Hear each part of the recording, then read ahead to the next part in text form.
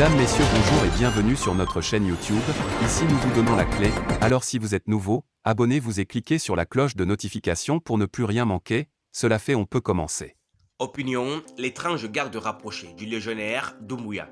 Le 5 septembre 2021, aux premières lueurs du jour à Conakry, le colonel Mamadi Doumbouya n'était pas à la tête du commando qui a attaqué le palais de Sékou Touréa.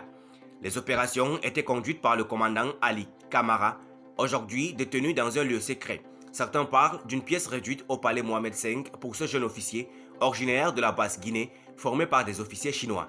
Les autres membres de la galaxie Doumbouya n'ont également pas pris directement part aux opérations du coup d'État, comme le général Aboubakar Sidiki Kamara, dit Idi Amin, actuel ministre de la Défense. Il se trouvait à l'époque dans son ambassade à Cuba. Ou encore les colonels Amara Kamara, Sadiba Koulibaly et le commandant Bala Samoura. Aujourd'hui, sur le plan militaire, Mamadi Doumbouya s'appuie sur ces hommes-là, ainsi que sur le général Namori Traoré, ex-chef d'état-major de l'armée, discrètement nommé ambassadeur de Guinée au Maroc. À cette liste s'ajoute aussi la colonelle Aminata Diallo, surnommée Naomi Campbell par les diplomates occidentaux, actuellement porte-parole de la junte et directrice générale de la Caisse nationale de prévoyance sociale. Elle a pris le coup d'État en écoutant la radio à son réveil. Outre ces militaires, depuis ce 5 septembre 2021, le camp de Mamadi Doumbouya a vu le ralliement de certains civils, tels l'actuel ministre des Télécommunications Ousmane Gaoul Diallo, porte-parole du gouvernement, devenu un défenseur zélé de la junte après avoir tourné le dos à son ancien patron, Cellou Dalein Diallo, qui lui avait valu de passer 8 mois à la prison civile de Koronti. À sa libération, c'est le régime du président Alpha Condé qui lui avait offert un billet d'avion pour se rejoindre Paris pour y être soigné. On note également la présence de l'ex-premier ministre Kabinet Komara, ancien secrétaire général de l'Organisation de la mise en valeur du fleuve Sénégal entre 2013 et 2017.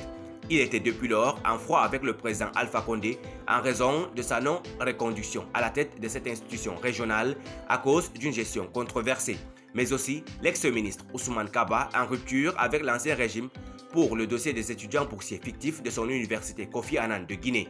Le jeune docteur Dansa Kourouma, président de l'actuel Parlement de transition, activiste de la société civile, qui voulait dans le passé se faire offrir une maison de 2 milliards de francs guinéens par le président Alpha Condé.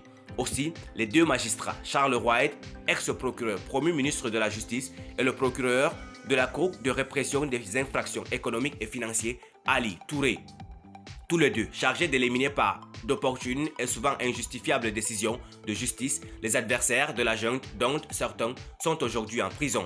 Des politiciens de seconde main seraient également dans la salle d'attente, comme les opposants Lansana Kouyaté, Lansana Faya, Mili Mono Baouri, Siaka Bari, dont l'ensemble des militants réunis tiendraient à peine dans un commissariat de police. On peut également citer Boglo Abba, qui a quitté l'ancienne opposition pour créer un Front national de défense de la transition.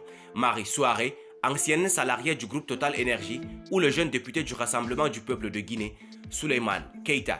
Des hommes d'affaires gravitent également autour du nouveau cœur du pouvoir, à l'instar de l'entrepreneur hyper endetté Kerfala Personne Kamara, dit KPC, et de l'ex-patron de la société Guinée Game, pourtant fermée par le palais, Antonio Souaré. Merci pour votre aimable attention. Si vous êtes nouveau, n'oubliez pas de cliquer sur la cloche de notification et de vous abonner à la chaîne. Merci, à très bientôt pour une nouvelle vidéo.